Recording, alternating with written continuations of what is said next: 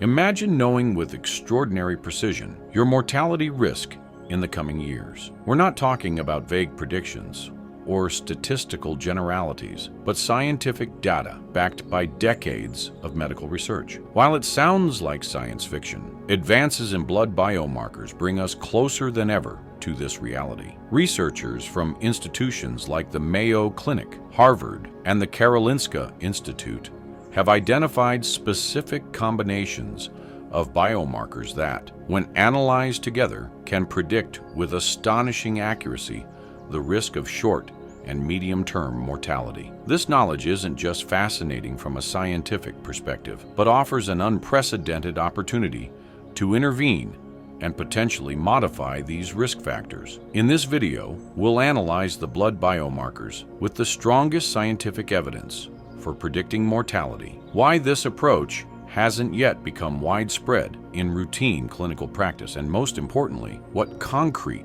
science-backed actions you can take to improve these indicators. Stay until the end, because the last marker we'll discuss is one that's frequently overlooked but has profound implications for long-term health. The studies that changed our understanding of risk.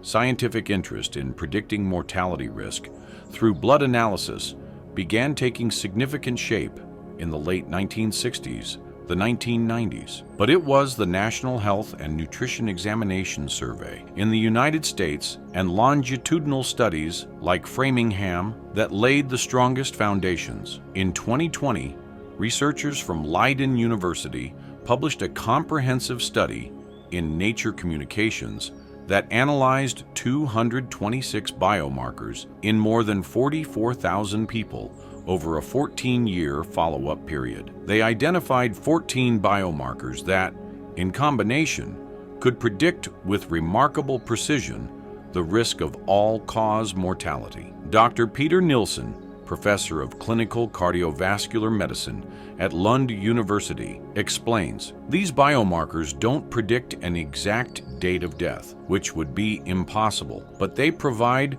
a remarkably accurate assessment of 5 to 10-year mortality risk, allowing early interventions in high-risk individuals. What's revolutionary about these findings is that many of these biomarkers reflect physiological processes that can be modified with appropriate interventions, opening a new field of data-driven, personalized preventive medicine. Below, we explore the blood biomarkers with the strongest scientific evidence for mortality prediction. It's important to emphasize that no individual marker is determinative on its own. It's the combination of several of them that provides the greatest predictive value. 1. High sensitivity C-reactive protein, CRP. This marker of systemic inflammation has been validated in multiple studies as a potent predictor of mortality. The Jupiter study, published in the New England Journal of Medicine, demonstrated that elevated CRP levels above 2 milligrams per liter are associated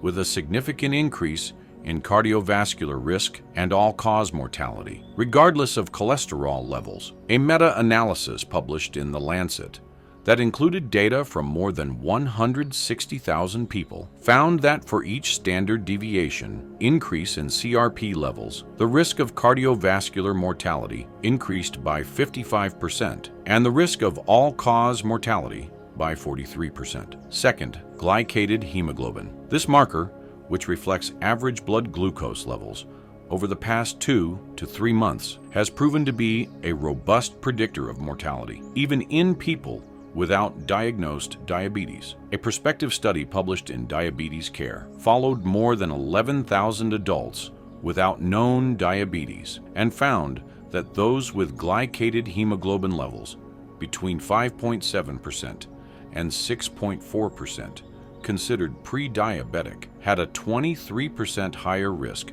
of all-cause mortality compared to those with normal levels less than 5.7%. Most concerning, researchers from Johns Hopkins found that even levels in the high normal range, 5.5% to 5.7%, were associated with an increased risk of mortality and cardiovascular disease. 3. Kidney function biomarkers.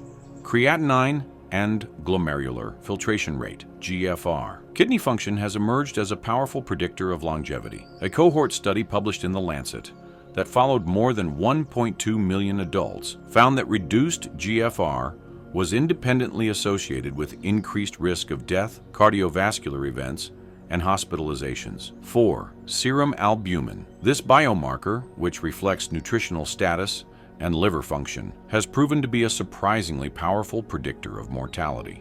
A study published in JAMA Internal Medicine analyzed data from more than 31,000 adults and found that low serum albumin levels, less than 4.0 grams per deciliter, were strongly associated with increased risk of death. People with the lowest albumin levels had more than twice the risk of all-cause mortality compared to those with normal levels, even after adjusting for multiple confounding factors. 5. Advanced lipid biomarkers. Beyond total cholesterol, advanced markers such as lipoprotein particles, LDL and HDL particle size, and LDL particle number, LDLP, have proven to be more accurate predictors of cardiovascular risk and mortality than traditional measurements. The MESA Multi-Ethnic Study of Atherosclerosis study published in the Journal of Clinical Lipidology found that the number of small, dense LDL particles was a more powerful predictor of cardiovascular events than conventional LDL cholesterol. 6. A cardiac biomarker called N-terminal pro-B-type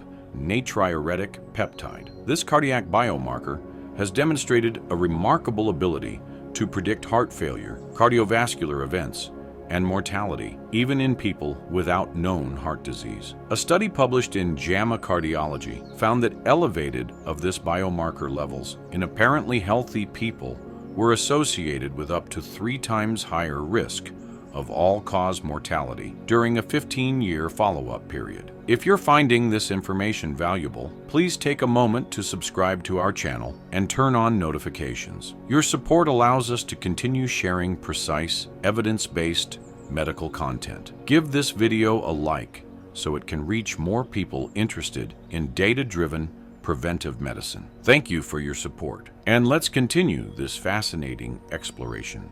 The predictive value of combined biomarkers. What's truly revolutionary about these findings is not the predictive value of each individual biomarker, but the predictive power of their combined analysis. A study published in PLOS One developed a model that combined multiple blood biomarkers and found that it could predict 5-year mortality risk with accuracy close to 80% in adults over 50, significantly outperforming the predictive power of models based solely on traditional risk factors. More recently, researchers from Stanford University published in Nature Aging a model that integrates various biomarkers with a mortality prediction accuracy of 83% for a 10-year period. Dr. Michael Snyder, director of Stanford's Center for Genomics and Personalized Medicine, explains, "We are entering an era where preventive medicine will become much more precise and personalized. These biomarkers allow us to identify who is really at risk and direct our interventions much more effectively." Why hasn't this approach become widespread? Given the scientific evidence, the question arises, why aren't these predictive biomarker panels a standard part of medical checkups? There are several legitimate reasons. 1. Focus on clinical utility. Evidence-based medicine requires not only that a test be predictive, but that it also leads to clinical decisions that improve health outcomes. As Dr. Stephen Nyson, cardiologist at the Cleveland Clinic, explains, it's not enough to predict risk.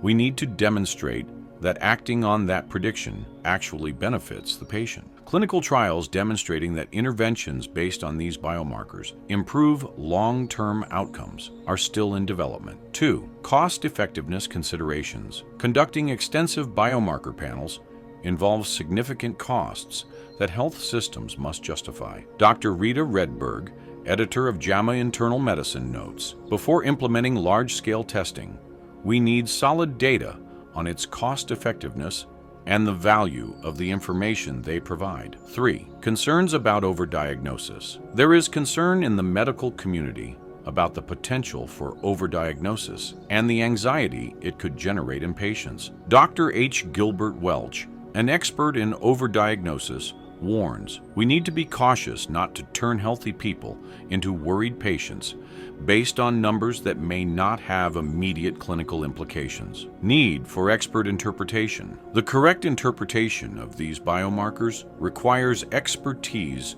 to contextualize the results according to the individual patient's circumstances, something not all health professionals have received specific training to do.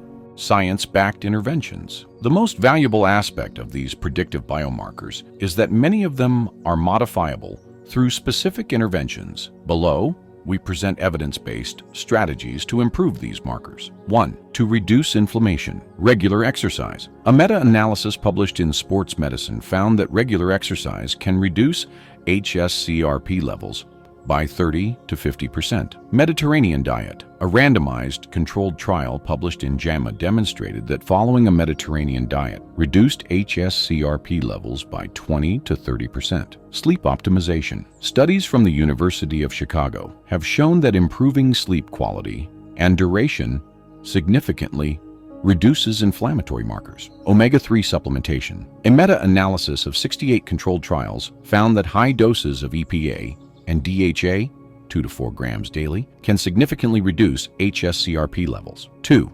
To improve glycemic control. Resistance exercise. A clinical trial published in JAMA Internal Medicine found that resistance training twice a week reduced HbA1c in people with prediabetes. Refined carbohydrate restriction. Multiple studies have shown that reducing refined carbohydrates can improve insulin sensitivity and reduce HbA1c levels. Evidence-backed supplements. Berberine, chromium, and magnesium have shown positive effects in clinical trials for improving insulin sensitivity. 3. To improve kidney function. Optimal blood pressure control. The SPRINT study demonstrated that maintaining blood pressure below 120/80 millimeters of mercury can significantly slow kidney function deterioration. Adequate hydration. Observational studies suggest that maintaining optimal hydration can protect long-term kidney function. NSAID limitation. Chronic use of non-steroidal anti-inflammatory drugs has been associated with kidney damage. Limiting them can preserve kidney function. 4. To improve albumin levels. Protein intake. Optimization.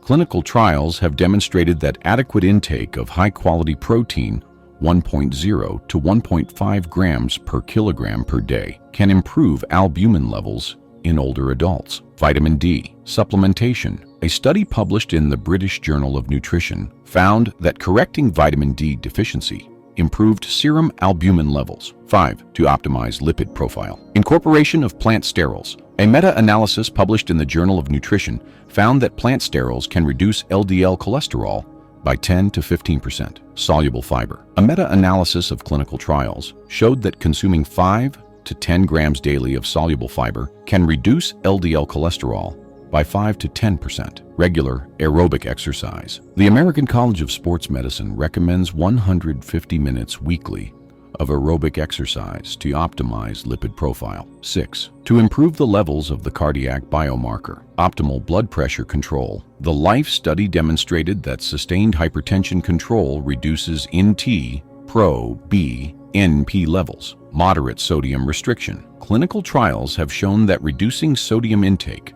to less than 2.3 grams per day can improve cardiac biomarkers. Optimal thyroid function. Hypothyroidism, even subclinical, can elevate NT-proBNP. Correcting it can normalize these levels. Conclusion. Knowledge that empowers advances in biomarker science are transforming our ability to predict and modify mortality risk. Although no analysis can predict with 100% certainty the exact moment of death, the combination of these biomarkers provides valuable information about fundamental biological processes related to aging and longevity. Most importantly, understand that many of these biomarkers reflect processes that, with appropriate interventions, can be positively modified. In the words of Dr. David Sinclair, professor of genetics at Harvard Medical School, what these biomarkers show us is not an inevitable destiny, but an opportunity to intervene in the aging process itself. Ultimately, The value of this information is not in the prediction itself, but in the opportunity it provides to make informed decisions that can improve both quantity and quality of life. As we always emphasize, scientific knowledge about health should not generate fear, but empowerment to make smarter decisions. If you found this video valuable, please share it with people who might benefit from this information. And remember, any significant change in your health regimen should be discussed with qualified medical professionals, as each person is unique and requires a personalized approach. Thank you for watching this video. If you have questions or comments, leave them below. Don't forget to subscribe for more content on evidence-based preventive medicine. Until next time.